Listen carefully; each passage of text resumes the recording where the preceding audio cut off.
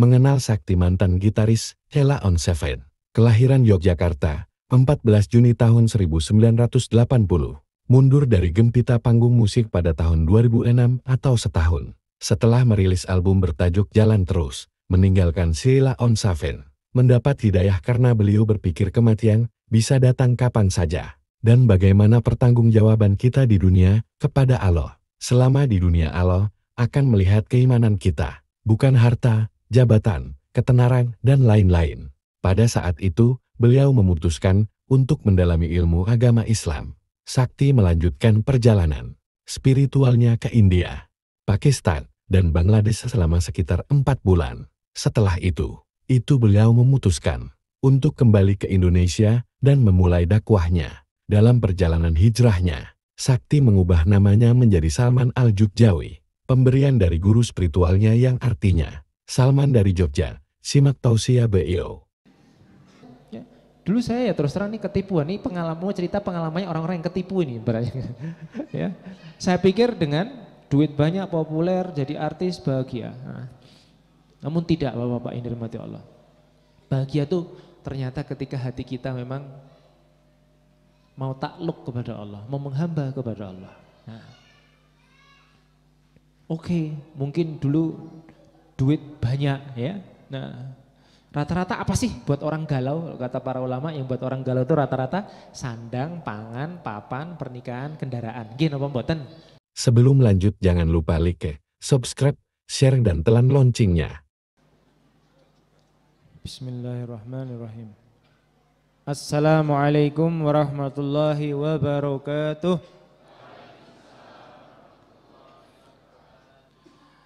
Innal hamdalillah nahmaduhu wa nasta'inuhu wa nastaghfiruh wa nu'minu bihi wa natawakkalu alaih wa na'udzu billahi min shururi anfusina wa min sayyiati a'malina may yahdihillahu fala mudilla lahu wa may yudlilhu fala hadiyalah wa asyhadu an la ilaha illallah wahdahu la syarikalah wa asyhadu anna Muhammadan abduhu wa rasuluh. Allahumma salli wa sallim wa barik ala sayyidina maulana habibana Muhammad wa ala ashabi wa baraka wa salam tasliman katsiran katsira. Qala ta'ala fi kitabil karim, a'udzu billahi minasyaitonir rajim, bismillahirrahmanirrahim. Kuntum khairu ummatin ukhrijat linnas ta'muruna bil ma'ruf wa tanhauna 'anil munkar wa tu'minuna billah. Wa qala Nabi sallallahu alaihi wasallam, balighu anni walau ayah, atau kama qala Rasulullah sallallahu alaihi wasallam. Shadaqallahul azim wa shadaqa rasulul karim. Alhamdulillah, Bapak, Ibu-ibu yang dirahmati Allah Subhanahu wa taala. Segala puji dan syukur hanya untuk zat Allah. Allah Subhanahu wa taala berikan kepada kita taufik untuk bisa hadir di rumah Allah yang mulia. Diriwayatkan dalam sebuah mafhum hadis, tempat yang paling dicintai oleh Allah adalah masjid-masjidnya. Semoga kita termasuk hamba-hamba Allah yang diberi taufik untuk cinta dengan masjid. Amin Allahumma amin. Bapak-bapak, Ibu yang dirahmati Allah Subhanahu wa taala. Sebetulnya kampung nenek saya enggak jauh dari sini, Mas. Saya punya nenek itu tinggalnya di Wonosobo. Di Wonosobo, di perumahan asli Permai. Tadinya di Sumberan, terus pindah ke situ. Banyak saudara juga di Kauman juga, di mana? Al Mansur ya. Alhamdulillah ini diberi rezeki oleh Allah bisa silaturahim ke Batur. Nah, semoga nanti kita juga kelak dikumpulkan nanti di Firdaus, di surga Firdaus, melihat wajah Allah bersama orang-orang yang kita cintai. Amin, Allahumma amin. Nah, Bapak, Ibu hadirin yang dimuliakan Allah Subhanahu wa taala. Sebetulnya lebih pantas di sini bicara tuh Ustadz Abadi ya kan. Saya ini seniman yang lagi belajar agama ya. Yang lagi belajar semoga jadi orang yang diridhoi Allah. Amin Allahumma amin. Nah, Bapak Ibu hadirin yang dimuliakan Allah Subhanahu wa taala. Saya dari kecil memang suka musik. Dari TK udah suka musik ya. Nah, kemudian hobinya berlanjut terus sampai SD, sampai SMP, sampai SMA ya. Di kalau Bapak Ibu-ibu main ke Jogja ya. Kalau lewat Jalan Solo nanti jumpa satu SMA itu di sebelah kiri jalan dekat IAIN itu ada namanya SMA De Brito. Nah, jadi dulu saya begitu SD Ungaran, SMP 5, nah teman-teman SMP 5 Jogja itu biasanya kalau enggak masuk SMA 3, SMA 1 masuknya SMA 8. Nah, saya waktu itu pengennya masuknya De Brito. Nah, jadi boleh panjang di sana. Rambut boleh panjang ya. Jadi saya masuk De Brito pengen apa? Pengen biar rambutnya panjang Bapak Ibu. Nah, biar gondrong ya kan? Nah, biar kayak idola-idola kayak di mana TV-TV itu kan. Nah, jadi kalau kena apa? Kipas kena lighting itu kan bisa apa itu namanya? Berkibar. Singkat cerita masuk De Brito. Nah, sama Allah dikasih bisa masuk De Brito. Nah, kemudian kuliah semester 1 kami masukin rekaman itu ke Sony Music International di Jakarta sana. Masukin ke perusahaan rekaman. Jadi kami punya demo lagu terus kami masukin ke perusahaan rekaman dan ya alhamdulillah diterima waktu itu. Nah, waktu itu ya lagu-lagunya ya kalau mungkin anak-anak seumuran tahun-tahun berapa tuh ya. Saya kelahiran 1980. Pernah jadi apa itu? Soundtrack filmnya Lupus ya kan. Terus kemudian sampai dijual kasetnya kemana itu? Ke Malaysia ya. Waktu itu pernah juga main di Wonosobo di mana alun-alun itu kan. Nah, dan Bapak Ibu Allah Subhanahu wa taala, kalau mungkin apa tuh ya? Kalau anak-anak muda waktu itu, kalau sekarang kan zaman now ya Pak. Itu taunya lagu apa itu? Sepia Kekasih Gelap katanya kan. Nah, itu nanti malam ya. Ya. Karena selamat tidur kekasih gelapku gitu katanya. Nah, gelap kok jadikan kekasih jadi nggak bisa lihat jadinya. Bapak Ibu Allah Subhanahu wa taala, ya. Dulu saya punya keyakinan kalau saya punya duit banyak, saya konser kemana-mana, terkenal di mana-mana, saya masuk TV, ya, maka saya bahagia. Ya. Saya punya keyakinan seperti itu. Ya. Namun ingat bahwa Pak Ibu yang dirahmati Allah Subhanahu wa taala, teman-teman yang dirahmati Allah, kalau kita sudah berikrar, kita bersyahadat, ya. Dalam mafhum satu hadis disampaikan, Bunyal Islamu ala khamsin, agama Islam dibangun atas 5 tiang. Di sini ulama mengatakan ada kata-kata dibangun, maknanya apa? Ada usaha untuk membangun. Ya. Tahapan pembangunan yang pertama apa niku? Ya. Syahadah ila kalimah, diikrarkan. Jadi kalau ditanya, misalnya saya ditanya, Mas mau pengen jadi apa? Pengen jadi gitaris, pengen jadi seniman, atau pengen jadi insinyur, pengen jadi pedagang, atau pengen jadi dokter, pengen jadi Pak Lurah misalnya gitu kan. Ketika ditanya begitu ngomong, oh saya pengen jadi dokter, langsung ujuk-ujuk jadi dokter gitu? Enggak. Saya pengen jadi gitaris, band, pengen jadi seniman, pengen jadi direktur. Begitu ngomong langsung jadi direktur? Enggak. Ya. Saya pengen jadi konglomerat ya, entrepreneur, pengusaha. Begitu ngomong dia langsung jadi pengusaha. Langsung dia punya toko banyak gitu? Enggak. Ya. Lalu apa usaha yang ditempuh ketika orang pengen jadi misalnya dokter ya? Ketika ditanya ya dia bilang, oh saya pengen jadi dokter. Kemudian kata para ulama begitu juga ketika kita sudah syahadat ya. Tadi tahapan pembangunan pertama kalimat syahadat itu diikrarkan, syahadah ila kalimah asyhadu alla ilaha illallah wa asyhadu anna Muhammadar Rasulullah. Diikrarkan. Setelah diikrarkan, tiang-tiang sepah niku ndika napa? Tahapan pembangunan yang kedua mujahadah ila kalimah, dipun mujahadahi ya. Nah, ada pengorbanan di situ, harta, diri, waktu atas kalimat syahadat yang kita ikrarkan. Sebagaimana orang mau jadi dokter ya, dia ada pengorbanan harta, diri, waktu jadi dokter. SD ini pinten tahun niku SD ini? SD ini nek mboten nunggak nggih 6 tahun nggih lho. SMP ini 3 tahun gitu. Nah ini mboten nunggak gitu. SMA ini 3 tahun kuliah gitu. S1-nya berapa tahun, S2-nya berapa tahun, kok dia jadi dokter, profesor, spesialis, 23 tahun itu. Kula nate niku Pak, preksa teng dokter spesialis paru-paru niku, nggih. Niku 10 menit 15 menit preksa bayare 150.000 niku. Tahun 2005 2006 ya. Nek sak menika pun minggah mungkin nggih. 10 menit 15 menit bayarnya wes berapa Pak sekarang? 400 sekarang. Dokter spesialis, Masya Allah. 10 menit 15 menit loh. Nah, ada pengorbanan harta, diri, waktu untuk jadi dokter. Gitu juga. Dulu waktu main band gitu juga.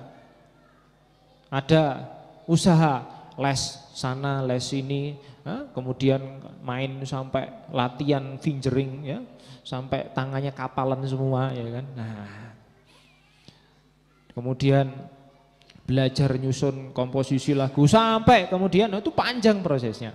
Nah, begitu juga dengan kita yang diharapkan setelah kita syahadat, ini enggak cuma selesai cuma kita ikrarkan saja. Ada pengorbanan harta, diri dan waktu atas kalimat syahadat sudah kita ikrarkan. Ya, ya. Ini haknya kalimat syahadat. Ya. Dipun mujadahi, mujadahilah kalimat. Ya. Ya. Karena kalau enggak dimujahadahi nanti syahadat cuma sampai lisan saja, enggak sampai ke hati. Ya. Kalau kita punya keyakinan, mohon maaf nih dulu kalau saya punya keyakinan dadi artis duitnya akeh mlebu TV konser nendi-nendi bahagia. Nah, itu keyakinan yang salah. Nggih. Keyakinan sing napa niku? Salah. Nggih. Kita harus punya keyakinan. Gimana sebagaimana kalimat syahadat kita ikrarkan tadi. Napa niku? Asyhadu alla ilaha illallah wa asyhadu anna Muhammadar Rasulullah. Uang enggak bisa ngasih kebahagiaan lah. Illallah, Allah yang ngasih bahagia. Kedudukan sebagai artis terkenal tidak bisa ngasih bahagia. Allah yang bisa ngasih bahagia. Dipun nafikkan itu semua. Ya. Ya. Kepopuleran nggak bisa ngasih kebahagiaan. Lah. Illallah, Allah yang ngasih bahagia. Ya.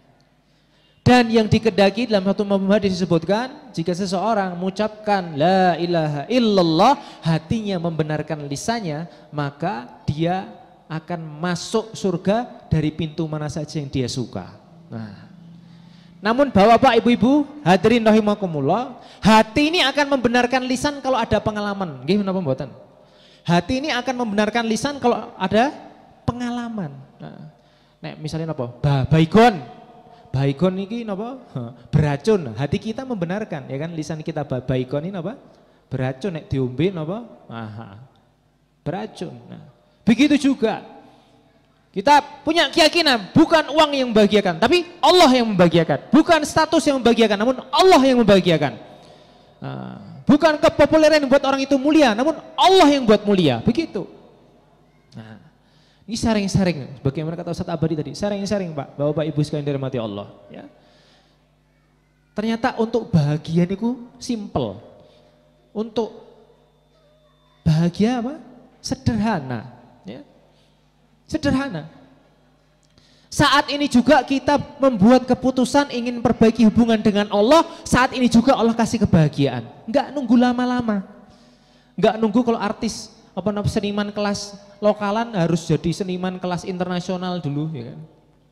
Enggak harus nunggu pedagang yang dia kelas desa, kecamatan, kelurahan, enggak harus menunggu jadi pedagang yang dia bisa apa? Bisa menguasai seluruh Indonesia, enggak. Yang mahasiswa enggak harus nunggu jadi rektor dulu, dosen dulu untuk bahagia, enggak. Saat ini juga kita buat keputusan membina hubungan baik dengan Allah, saat itu juga Allah kasih bahagia. Nah, saya pemain gitar ya kan. Ya, main gitar ya masih permisalannya tuh ya berkaitan dengan gitar itu. Meskipun saya dikasih gitar yang paling apik Pak ya. Yang kayunya paling bagus, sepulnya paling bagus, semuanya paling bagus. Namun kalau senare nggak setem gimana kira-kira? Nggak enak dimainin. Ya. HP paling bagus, namun sinyalnya nggak jalan. Pripun kira-kira? Ya. Memang manusia itu dikasih sifat senang dengan harta benda dunia, syahwat. Bisa dilihat di Quran surat Al-Imran ayat 14 ya. Senang dengan ya harta benda dunia. Memang sahabat seperti itu, memang dikasih senang dengan perkara itu. Namun senang itu Bapak Ibu yang dirahmati Allah, senang ini belum tentu tenang. You know pembuatan. Ya. Dikai HP paling bagus, seri terbaru. Ya. Senang, tapi setelah dipakai, sinyalnya nggak bisa dipakai. Sinyalnya error ya kan. Nah. Senang ini belum tentu tenang. Namun Allah berjanji orang akan tenang kalau dia ingat kepada Allah. Ala bi dzikrillahi tatmainul qulub. Kalau hatinya gumantung hanya kepada Allah, hatinya hanya terpaut kepada Allah, hatinya hanya cinta kepada Allah. Nah, ini orang ini bakal bahagia. Ya. Nah, ternyata untuk bahagia gampang aja. Ya. Dulu saya ya terus terang ini ketipuan, ini cerita pengalamannya orang-orang yang ketipu ini. Ya. Saya pikir dengan duit banyak, populer, jadi artis, bahagia. Nah, namun tidak Bapak-Bapak yang dirahmati Allah. Bahagia tuh ternyata ketika hati kita memang mau takluk kepada Allah, mau menghamba kepada Allah. Nah, Oke, mungkin dulu duit banyak ya. Nah, rata-rata apa sih buat orang galau? Kata para ulama yang buat orang galau itu rata-rata sandang, pangan, papan, pernikahan, kendaraan. Nggih napa mboten? Nggih napa nggih? Rata-rata yang buat orang itu galau, ya kalau bahasanya muda itu galau gitu. Niku perkara apa? Keperluan, sandang, pangan, papan, pernikahan, kendaraan. Okay. Padahal Bapak Ibu, teman-teman yang dirahmati Allah, itu semua sudah dijamin sama Allah. Wa ma min dabatin fil ardi illa rizquha. Wes dijamin sama yang Maha Kuasa, perkara keperluan itu sudah dijamin sama Allah. Ya. Ikut pengajiannya Hakim waktu di Bintaro kemarin di BSD itu. Enggak harusnya kita galau perkara tersebut, perkara keperluan, kan sudah dijamin sama Allah. Kita boleh galau, namun galaunya itu perkara akhirat. Ada enggak ya amalku yang diterima sama Allah? Bisa enggak ya nanti aku menjawab pertanyaan dalam kubur? Gitu, galaunya itu perkara akhirat, bukan galau perkara dunia, karena sudah dijamin sama Allah perkara dunia. Sebagaimana ketika Ustadz Abadi, kalau kita konsentrasi sungguh-sungguh dalam berbakti kepada Allah, yang seniman dia seniman yang taat sama Allah, yang dia pegawai taat sama Allah, ya, yang pedagangnya taat sama Allah. Ya. Ini lihat kebo itu taat sama Pak Tani, kalau kita ngeliat ada kebo itu kok, napa niku? Ini nyambut gawe giat gitu. Wah, niku kandang ini loh, digaweke mbek Pak Tani niku, nggih. Rumahnya dibuatin, makanan yang enak-enak diantar ke kandangnya, jodoh itu diantar ke kandangnya Pak. Gitu. Apalagi Allah yang Maha kasih sayang, jauh lebih sayang daripada sayangnya Pak Tani sama kebunnya. Ya. Kalau kita sungguh-sungguh dalam berbakti kepada Allah Subhanahu Wa Taala, nggak usah khawatir Bapak Ibu yang dirahmati Allah, sandang, pangan, papan, pernikahan, kendaraan ini dimudahkan sama Allah Subhanahu Wa Taala. Gak ada cerita orang berbakti sama Allah sungguh-sungguh Allah kasih susah perkara keperluan. Ya. Memang ada tingkatan yang lebih tinggi lagi, ya. Tingkatannya pewaris para nabi. Ya. Ini tuh rela susah dunianya untuk akhiratnya umat. Ya. Ya. Jadi Nabi sampai kadang-kadang nggak ngepul dapurnya 2 bulan itu karena ya bukan apa itu? Bukan karena Nabi itu susah dari segi keduniaan dikasih susah dari keduniaan, namun dunianya itu dikorbankan demi kita-kita ini loh Pak. Ya. Rela dunia susah untuk akhiratnya umat. Nah ini pewaris para nabi. Ya. Namun buat orang iman ya, jadi ada 4 golongan tipe manusia kata para ulama. Yang pertama dia orang nggak dapat akhirat, nggak dapat dunia. Wis, naudzubillah min dzalik wis. Dunia ora entuk, akhirat mboten kecekel wis. Gitu. Naudzubillah min dzalik. Wa yudzubillah. Yang kedua tipe orang yang dia ini dunia dapat namun akhiratnya enggak dapat. Naudzubillah min dzalik. Nah, yang ketiga dunia dapat, akhirat dapat. Ini ashabul yamin, orang-orang beruntung. Nah, yang keempat yang paling tinggi ini pewaris para nabi. Ya. Ini rela dunianya susah untuk akhiratnya umat. Ya kan? Nah, Bapak Ibu sunat aja nggak ada cerita orang benar-benar dalam bertakwa kepada Allah Subhanahu Wa Taala. Niku kok susah perkara dunianya. Ya. Pasti Allah mudahkan, Allah cukupkan sebagaimana kita ngelihat Pak Tani apa nyukupi kebune sregep dipun cukupi Pak Tani ini sandang apa namanya? Mungkin muter nggih kelambi kebun ya Pak. Apa, rumahnya dibuatin ya. Makanan enak-enak diantar ke kandangnya, jodoh pun diantar ke kandangnya. Gitu juga kita kalau hari-hari kita berbakti kepada Allah ya. Nah, ini sama Allah bakal dimudahkan semua urusan-urusannya. Ya. Nah, Bapak-Ibu yang dirahmati Allah Subhanahu wa taala, nah ini singkat cerita loh, tekan kontrak, jadi artis ya, rekaman, keliling hampir seluruh Indonesia, manggung di mana-mana, ya. Kemudian sampai ke luar negeri juga, Australia, Jepang, Brunei, Singapura, Malaysia, ya.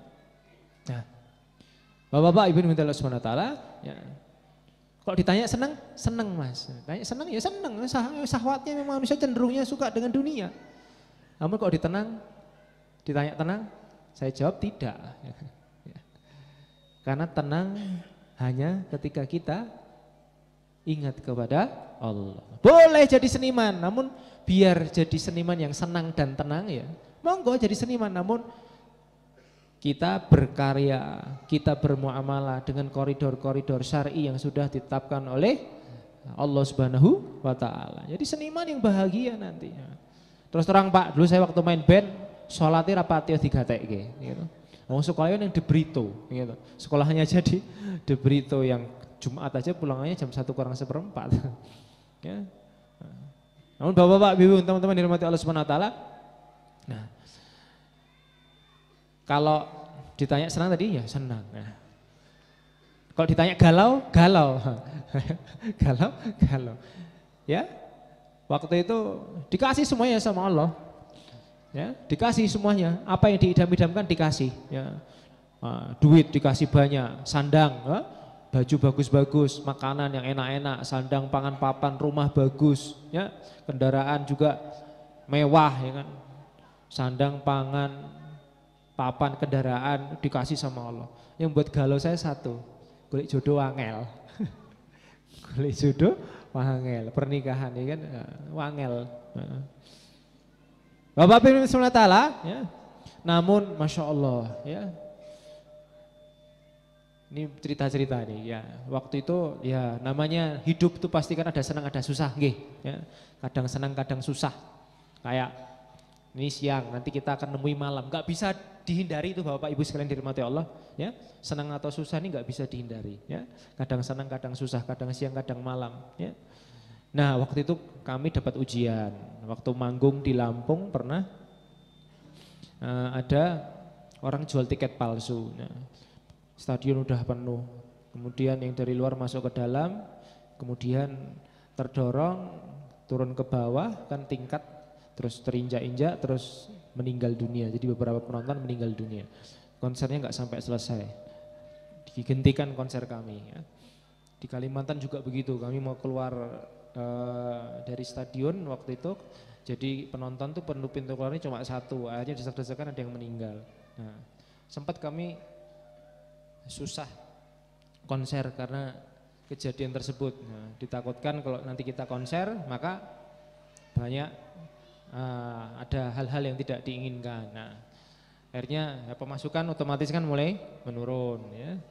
Dan kemudian ada personel dari salah satu band kami ada yang keluar ya. Nah, dan hurung nek aku yo golek jodoh ra entuk-entuk ya. Sing jare sehidup semati I love you ya itu pacaran ya kan katanya sehidup semati Mas aku denganmu dobos belai. Yang ada malah lari sama cowok lain ya kan. Pokoke nek wong nek mboten iman nih jangan dipercaya gitu. Jadi Bapak Ibu Subhanahu wa taala, kalau kita cari sahabat, apalagi cari pasangan hidup, carilah yang soleh maupun solehah. Nah, benar kata Imam Syafi'i rahimahullah. Nah pas Pak galau-galaunya nih Bapak Ibu sekalian dirahmati Allah. Pas lagi galau-galaunya itu, alhamdulillah kok samping kamar saya itu. Jadi ibu saya punya bisnis kos-kosan dekat sama UGM. Jadi samping kamar saya itu, dia ahli masjid, suka makmurkan masjid. Jadi pas saya galau itu, diajak dia ke masjid waktu itu. Nah, didekatkan dia ke masjid. Waktu itu pintar dia ngajaknya, Mas, ke Bali. Jadi kita waktu itu liburan liburan ke Bali. Nah, puasa-puasa Ramadan itu. Ya. Ramadan ini musim hidayah benar ya kan. Ada musim mangga, musim karika mungkin kok di sini ya. Nah, kalau Ramadan ini musim hidayah ya. Jadi waktu itu bulan Ramadan di Bali ya, sambil putar-putar kota Bali. Nah, selama beberapa hari di sana saya diajak putar-putar kota Bali, terus 3 hari menjelang pulang tuh saya diajak itikaf di salah satu musola di Karangasem di Bali, 2,5 jam dari Denpasar. Itu Karangasem itu salah satu daerah di Bali yang dia banyak muslimnya. Ya sudah, sama di sana kami belajar memakmurkan masjid, ya, belajar. Jadi para ulama nih hendaknya di setiap masjid dan setiap rumah ini dibuat 3 madrasah Al-Quran. Yang pertama madrasah yang belajar lafadznya Al-Quran. Nah, jadi setiap masjid, setiap rumah hendaknya dibuat 3 madrasah Al-Quran. Ini pabrik hidayah. Ya, di masjid dibuat 3 madrasah Al-Quran itu, di rumah kita juga dibuat 3 madrasah Al-Quran itu, maka masjid dan rumah kita menjadi pabrik hidayah. Semoga Masjid Al-Hasbi pun demikian juga. Amin. Nah, masjidnya yang lain pun begitu juga, dan rumah-rumahnya setiap orang yang ada di sini pun begitu juga. Amin Allahumma amin. Yang pertama madrasah yang belajar lafadznya Al-Quran, madrasah tahfidzul Quran. Targetnya benar dan hafal. Jadi waktu itu belajar gimana memperbaiki bacaan Al-Fatihah, berbagi bacaan Al-Quran, ya. Ini penting ya. Salah satu usaha untuk memperbaiki sholatnya juga, memperbaiki bacaan Al-Quran. Kemudian di masjid itu, kemudian yang kedua dibuat madrasah diniyah, ya. Madrasah yang belajar ilmunya Al-Quran. Di ilmu ada 2, ada ilmu masail, ilmu fadhoil. Ilmu masail ini kita datang kepada ulama bertanya hukum ahkam agama. Tapi kok ilmu fadhoil, keutamaan dalam setiap amal kita bisa buat taklim fadhoil di rumah, di masjid. Nah, kemudian ketika di situ pun gitu juga kami tanya-tanya bagaimana cara sholat yang benar ketika di masjid, ya. Kita tanya, alhamdulillah kan, apalagi ketua takmirnya ini ulama, maka kita dekat-dekat sama ulama, bertanya kepada ulama masalah dunia akhirat, ditanya sama ulama, ya. Jangan merasa cukup belajar hanya lewat gadget saja, ya, atau membaca buku, ya. Nanti berkahnya enggak sempurna. Nah, harus talaki, syuhbah langsung tanya. Nah, jangan merasa cukup belajar lewat gadget atau membaca buku. Ada kisah tuh Pak, saya diceritani sama guru saya, anak muda ya, waktu itu mau nikah, istikharah. Nah, ketika istikharah kok ditampakkan sing di istikharah ini gue apa?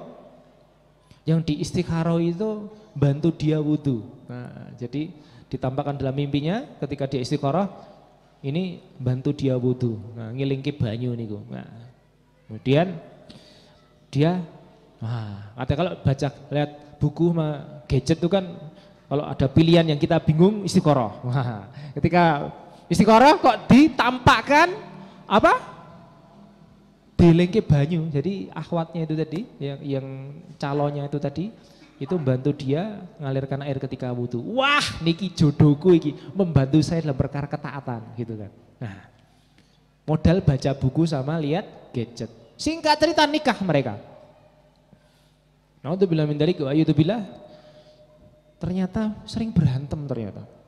Sering congkrah berantem. Nah, kemudian tanya sama Ustadz, Ustadz, dulu saya tuh waktu mau nikah tuh saya istikharah, istri saya itu bantuin saya wudu. Ya. Namun kenapa kok setelah, kan bagus toh Tat, kan membantu dalam perkara ketaatan ya. Namun kenapa setelah nikah kok banyak berantemnya ya. Nah, Ustadznya ya senyum-senyum aja. Nah, jenengan itu waktu wudu nggih dibantu sama istri itu waktu dalam mimpi itu itu jenengan sehat napa mboten? Sehat Ustaz, sehat. Jadi sehat dia. Nah, oh nggih. Kemudian Ustaznya bilang, kalau yang saya belajar di pesantren sama Pak Kiai, kalau orang sehat wudunya dibantu itu makruh hukumnya, ya. Orang sehat, wudunya dibantu, hukumnya apa? Makruh. Makruh ini artinya apa? Sesuatu yang dibenci. Nah, misalnya apa niku? Nah, niki badhe apa? Misalnya kita mau minum ya toh, terus kemudian terus saya idoni cuh, monggo Mas Edi dipun unjuk. Nah, itu makruh tuh kayak gitu tuh. Sesuatu yang dibenci. Nah, karena merasa cukup ya, belajar hanya dengan lihat gadget, apa baca buku saja. Nah, akhirnya salah tafsir, nggak ditanyakan langsung kepada ulama. Coba kok ditanya sama ulama. Nah, pentingnya kita hadir di majelisnya para ulama, ya, bertanya masalah dunia akhirat tanya sama ulama untuk supaya tambah ilmu nih dewi niku napa kita ngaji sama ulama nih. Cara mendapatkan ilmu begitu. Kemudian yang ketiga, nah tadi di masjid itu pun gitu juga kita belajar ilmu masail, tadi tanya sama ulama, fadhail kita buat taklim fadhail, keutamaan setiap amal di rumah di masjid kita buat. Banyak tuh kitabnya, mau Riyadhus Shalihin, Fadilah Amal, Fadilah Sedekah, Muntahab Hadis, ya kan? Nah, ini kita baca keutamaan amal. Kemudian madrasah Al-Qur'an yang ketiga, madrasah yang belajar amalnya Al-Qur'an. Nah, kalau tadi mau cari ilmu kita datang ngaji, gitu. Nah, cari ilmu. Nah, namun untuk bisa ngamal, gitu, ini buat. Ini madrasah Al-Quran yang ketiga ini harus dibuat.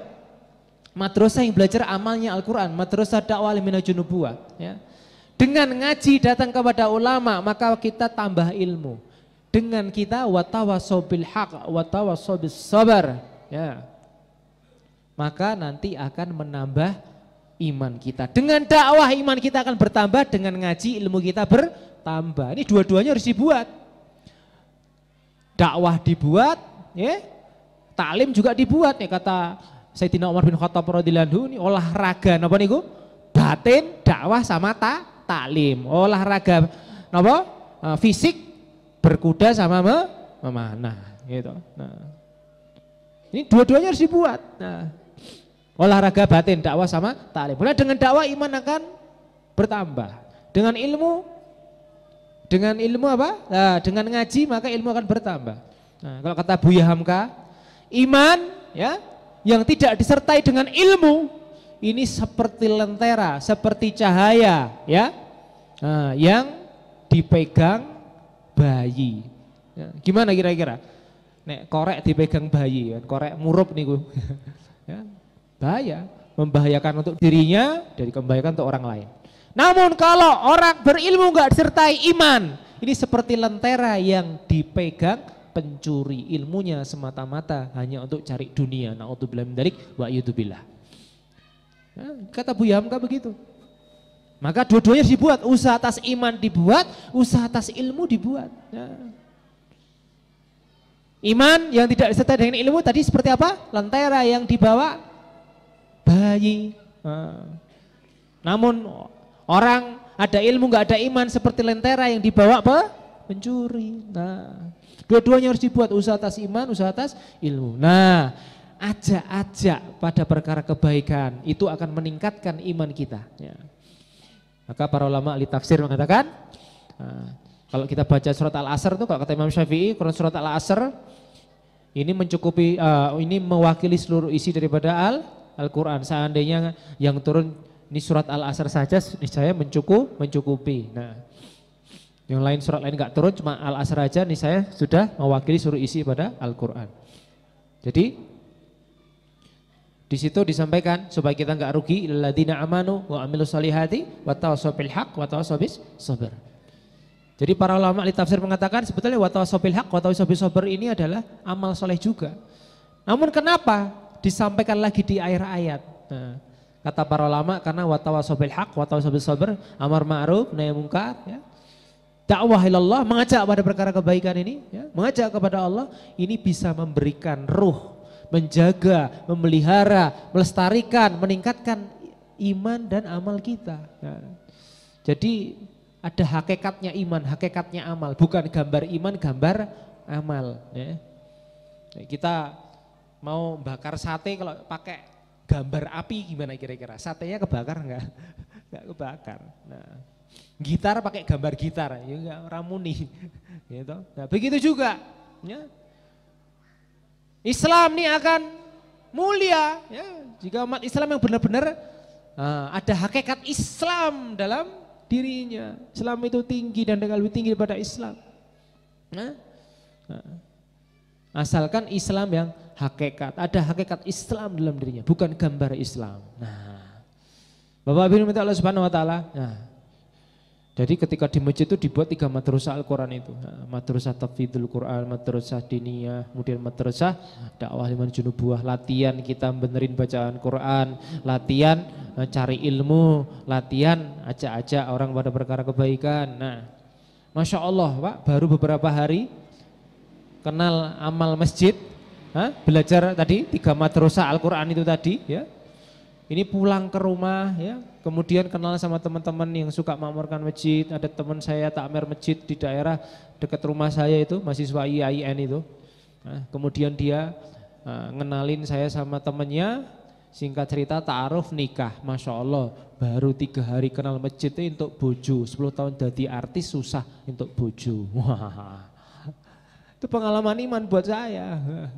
Jadi ke masjid golek bojo mas, mboten.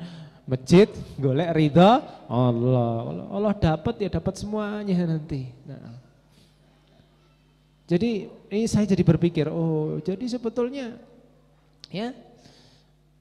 Jadi hijrah ini bukan, kalau kata para ulama ini bukan titik ya yang berhenti, namun dia seperti garis lurus terus yang senantiasa istiqomah terus ada perbaikan sampai mati.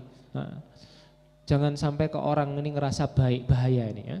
Kalau orang ngerasa baik ini, wah yang namanya hidayah itu tuh kan akan datang kepada orang yang tawadu. Sebagaimana air akan mengalir dari tempat yang tinggi ke rendah. Nah, namun kalau orang ini merasa baik nih, hidayahnya nggih mboten mancur makanya. Jadi kita harus langsung ngerasa tawadu, merasa banyak kekurangan, masih banyak harus diperbaiki.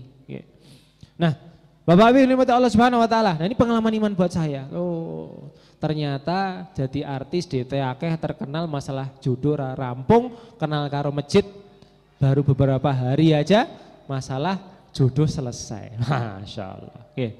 Nah, hidupkan 3 madrasah Al-Quran di rumah kita, di masjid kita. Oke. Nah, maka nanti Allah Subhanahu wa taala akan berikan pengalaman-pengalaman iman. Nah, Bapak Ibu nikmati Allah Subhanahu wa taala. Dan yang kedua yang waktu itu termasuk pengalaman iman juga buat saya sama Mas Eros teman gitarnya yang satunya itu ada undangan ke Malaysia. Jadi waktu itu ke Malaysia mau hadir acara penghargaan musik gitu. Kaset kita dijual di sana. Nah, waktu itu sampai bandara mau terbang ke Malaysia. Kami masuk dulu ke toko buku di Adi Sucipto itu. Biasanya kami lihat buku-buku musik, buku-buku gitar ya kan. Nah, ketika masuk toko buku, wah malah yang dilihat bukunya itu, waktu itu bukunya berdiri di atas rak itu kan. Judulnya Menjemput Sakaratul Maut Bersama Rasulullah. Wah, saat itu banyak kasus pesawat jatuh Bu. Nah tahun 2000 berapa itu ya, 2005 lah itu ya, 2006 itu saya agak lupa, 2004 saya agak lupa itu kan. Jadi ada yang jatuh, ada yang hilang, ada yang terbelah 2. Pas banyak kasus pesawat jatuh, mau naik pesawat, lihat bukunya Menjemput Sakaratul Maut. Gimana kira-kira perasaannya? Perasaannya takut-takut gimana gitu waktu itu. Nah, tapi tak beli aja bukunya, tak baca-baca. Ya.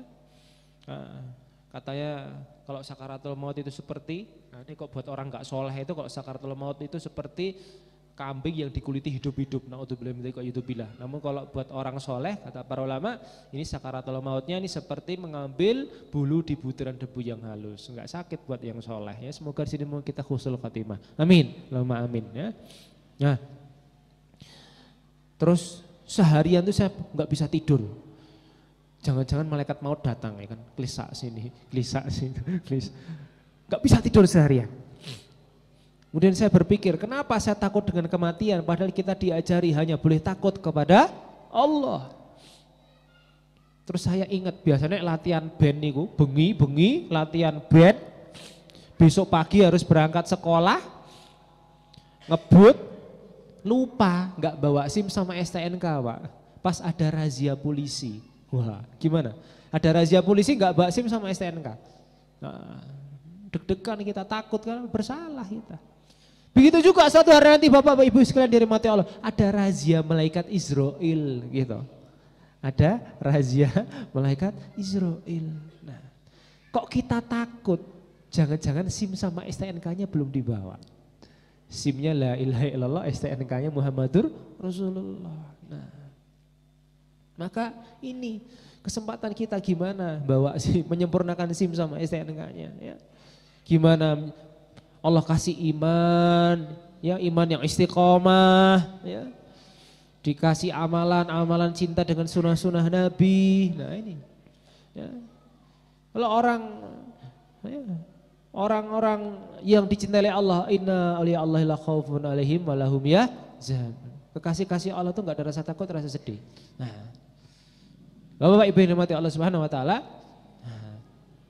kalau orang soleh itu mau dicabut nyawanya, kata para ulama, ya, nah, ini diperlihatkan tempatnya di surga. Ya.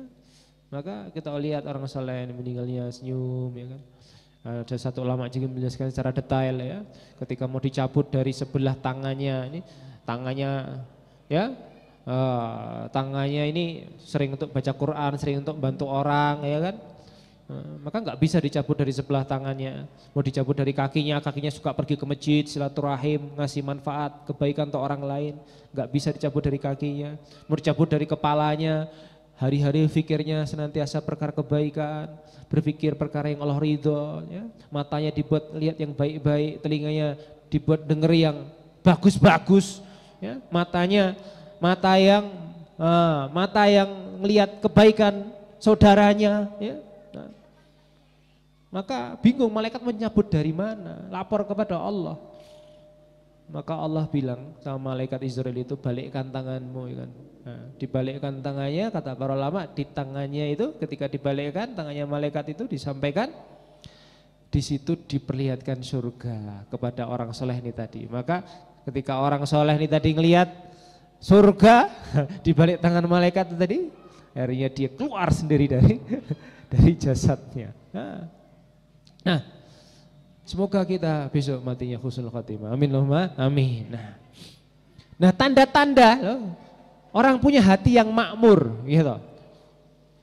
Tanda-tanda orang punya hati yang makmur, ya. Yang imannya kekeh, ya.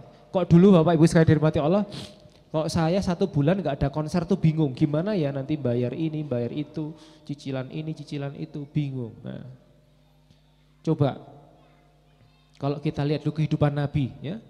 Nabi itu kalau mau tidur ada uang malah nggak bisa tidur, Pak. Gitu. Nabi itu kalau mau tidur ada uang malah mboten saged napa? Nggak bisa tidur. Segera suruh Aisyah supaya menyedekahkan. Nah, nek umat akhir zaman ini kebanyakan, nek mau tidur nggak ada uang malah nggak bisa tidur, ini kan kebalik. Gitu.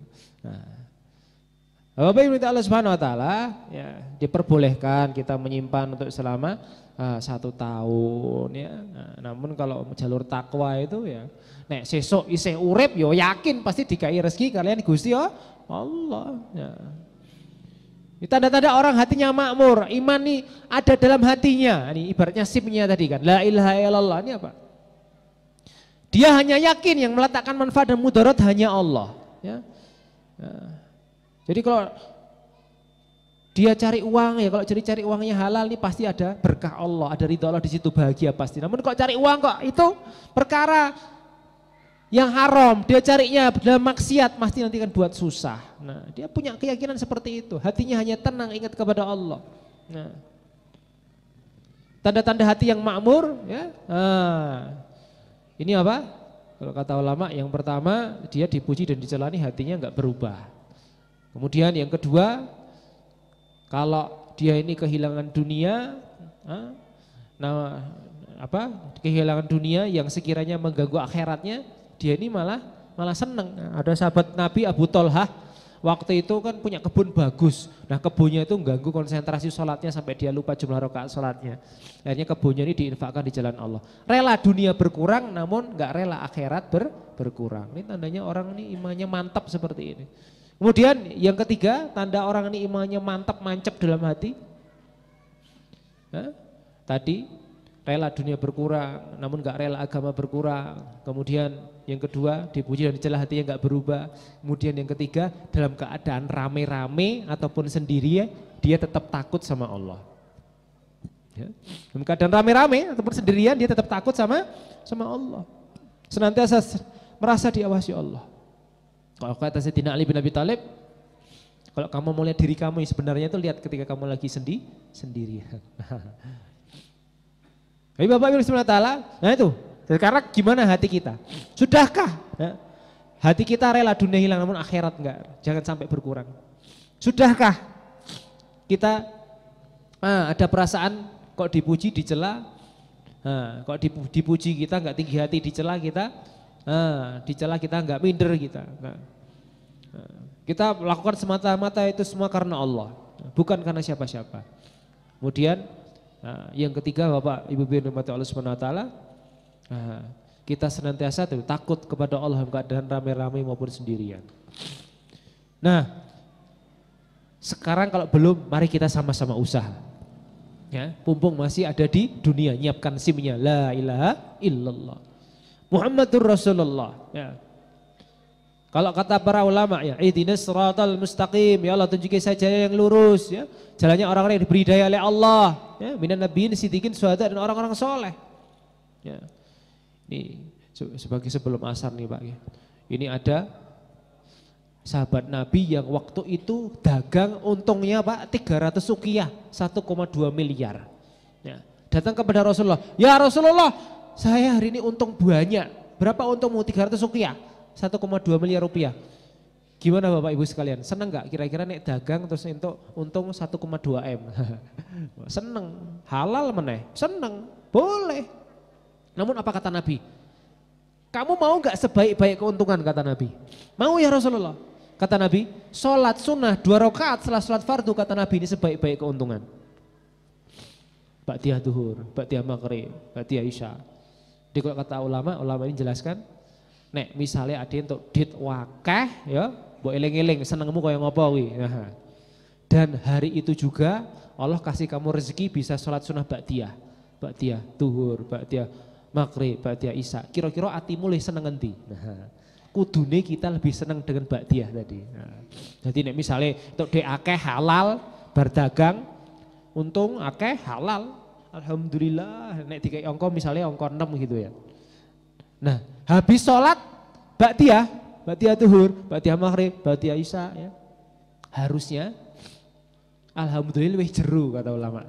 Nek dikai angka ya mungkin angka 9. Alhamdulillah ya kan. Lebih jeru alhamdulillah gitu. Nah, apalagi sholat fardunya lebih jeru lagi alhamdulillah. Apalagi ngajak orang sholat lebih syukur lagi alhamdulillah gitu. Nah, Masya Allah, semoga kita dikasih sifat-sifat tersebut. Amin Allahumma amin. Nah, Bapak ini mati Allah Subhanahu wa taala. Nah, alhamdulillah ya. Yang lagi kami pun lagi belajar juga gimana supaya dikasih sifat iman seperti itu, sifat amal seperti itu. Nah, karena bahagia kita ketika kita sedang mengusahakan supaya kalimat thayyibah itu menjadi kehidupan kita, menjadi amaliyah kita. Tadi caranya dengan bagaimana? Hidupkan 3 madrasah Al-Quran. Ya. Madrasah yang belajar lafadznya Al-Quran, madrasah yang belajar ilmunya Al-Quran, dan yang ketiga tadi madrasah yang belajar amalnya Al-Quran. Madrasah dakwah, ajak-ajak orang pada perkara kebaikan. Maka nanti itu akan memudahkan kita mengamalkan amal-amal Al-Quran. Nah, kita ngajak orang sholat insya Allah dimudahkan untuk sholat. Kita ngajak orang datang pengajian insya Allah kita nanti dimudahkan untuk ikut ngaji. Jarang-jarang, nah nanti kan ada azan nih, yang azan-azan. Yang azan asar nanti udah sholat asar belum? Mas Edi? Belum kan? Nah, yang tadi azan zuhur, yang azan belum sholat. Insya Allah yang adzan akan ikut sholat. Jarang-jarang orang azan kemudian nggak sholat kan. Begitu juga supaya kita dimudahkan untuk melakukan kebaikan, ajak-ajak orang pada perkara kebaikan. Maka nanti Allah akan mudahkan kita melakukan perkara kebaikan itu. Dan alhamdulillah Bapak Ibu sekalian dirahmati Allah Subhanahu wa taala. Nah, kalau mungkin dulu duit banyak ya. Ya. Namun pengeluarannya gede juga ya. Gitar aja sampai 33 biji kan. Pengalaman saya untuk transferan uang 75 juta ya kan. Penjualan kaset ya kan. Namun saat itu juga ya karena sholat gak dijaga kan, sholat gak dijaga kan berkah rezeki gak ada. Kalau orang jaga sholat, janji Nabi dalam hadis itu disampaikan salah satunya adalah barokah rezeki. Nah, dapat uang 75 juta, wah habis itu gaulnya sama anak-anak motor, ya. Anak motor yang waktu itu nggak jaga sholat, namun kok di sini semuanya anak-anak motornya jaga sholat. Nah, insya Allah nanti datang nanti maghrib kan ikut ngaji, ya kan. Nah, wah apik motore, piro regane 1 selawe kan. Akhirnya apa? 75 baru masuk rekening keluar lagi, udah gitu utang lagi 50 juta. Capek deh kan gitu kan. Nah, karena apa? Barokahnya nggak ada, sholat nggak dijaga. Nah, namun kalau sholat dijaga berkah rezeki, alhamdulillah Pak. Dulu main band sama Salon Seven, oke duitnya akeh. Namun berangkat haji nggak pergi-pergi. Alhamdulillah dengan izin Allah, secara dohir mungkin duitnya nggak sebanyak dulu waktu main sama Salon Seven. Alhamdulillah sekarang bukan mau riak, namun mau cerita-cerita nikmatnya Allah, wa amma binikmati rabbika fatith, dan nikmat dari Tuhanmu maka sebar-sebarkanlah. Alhamdulillah Allah sudah hajikan saya 2 kali, alhamdulillah. Nah, ternyata bukan pada duit yang berangkatkan haji, bukan satu sosial, ya, namun berkah. Kita hidup cari berkah. Dan doakan saya juga Pak, ya, saya lagi silaturahim sama teman-teman Salon Seven, anak band yang lain juga, ya. Boleh monggo berkarya, ya. Namun kok perhatikan koridor-koridor syar'i supaya ada berkah. Nah, saya pengennya nanti juga yang cerita di sini bukan saya sendiri. Nanti Mas Eros cerita, Mas Adam cerita. Nah, nanti anak-anak band juga cerita semua, siapa artis-artis cerita. Alhamdulillah sekarang semakin banyak pekerja seni yang kemudian kenal Islam, masuk Islam, ya kan. Barusan siapa? Deddy Corbuzier masuk Islam, alhamdulillah, ya. Nah, kita menghidupkan, ya, suasana dakwah dimanapun kita berada. Madrasah yang belajar dari apa? Amalnya Al-Quran. Mencari iman ini dengan dakwah. Nah, dengan dakwah nanti kita akan dapat dikasih iman sama Allah. Nah, Pak Kiai kalau dakwah sama teman-teman anak-anak band agak susah karena Pak Kiai sabone kan pesantren, ngaji biasanya kan. Nah, jarang-jarang ya kan berkumpul dengan anak-anak band ya. Maka gimana caranya? Ya anak band ngajak anak band yang lain ngaji ke tempat Pak Kiai. Nah, Bapak-bapak Ibu Allah Subhanahu wa taala, ya. Nah, doakan ya. Nanti semakin banyak anak-anak band, ya, semakin banyak pekerja-pekerja seni yang kemudian dia mau belajar Islam, mau belajar semakin hari semakin baik hubungannya dengan Allah Subhanahu wa taala. Yang ada nanti adalah berkah, ya. Keberkahan, ya, di rumah, ya, sebagaimana suasana surga, ya. Nah, kalau ada agama tuh, wah, masya Allah, seneng Pak. Kayak tadi mau masuk Dieng baru membayar retribusi aja, baru bayar, ya, karcis sudah kerasa semeribit anginnya Dieng gitu, wah, sejuknya. Tapi kok pergi ke pantai, kok di Jogja ada di Parangtritis sana itu kan, wah, itu baru bayar karcis sudah terasa semeribit angin pantai, rada panas-panas gimana. Kalau orang taat sama Allah tujuannya mana? Tujuannya mana Bapak Ibu sekalian? Tujuannya surga. Sebelum masuk surga beneran sudah dikasih semeribit angin surga ketika di dunia. Maka Nabi mengatakan baiti janati, rumahku surgaku. Rumahnya seperti suasana surga, ya, hidupnya di dunia seperti suasana surga. Semoga kita termasuk di dalamnya. Amin. Amin. Nah, namun naudzubillah min dzalik wa yudzubillah. Meskipun omah magrong-magrong duitnya akeh namun gak taat sama Allah, dia menuju neraka. Di dunia sudah dikasih angin-angin neraka, panas, gak tenang, galau, bingung, susah. Naudzubillah min dzalik wa yudzubillah. Semoga kita dijauhkan dari neraka sejauh-jauhnya. Amin. Amin.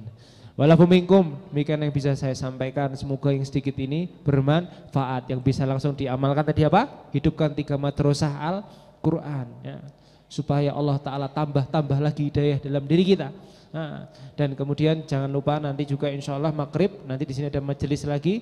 Nah, nanti kita lanjutkan, ya, ini continue. Nah, ini ada hadiahnya sebetulnya. Nah, namun karena waktu sudah mepet nih, asar, ya, yang nanti bisa dilanjutkan nanti setelah mungkin sebentar setelah azan, sholat kita lanjut sebentar mungkin 15 menit, 30 menit sambil saya bagi-bagi hadiah. Yang nyemak nggak ngantuk, ya. Nanti insya Allah beruntung, ya. Nah, saya akan kasih pertanyaan berkaitan dengan materi yang saya sampaikan. Hadiahnya voucher umroh, buku, sama CD, lagu religi. Nah, semoga bermanfaat. Walau minkum, demikian bisa saya sampaikan. Waktu dan tempat saya kembalikan kepada pembawa acara.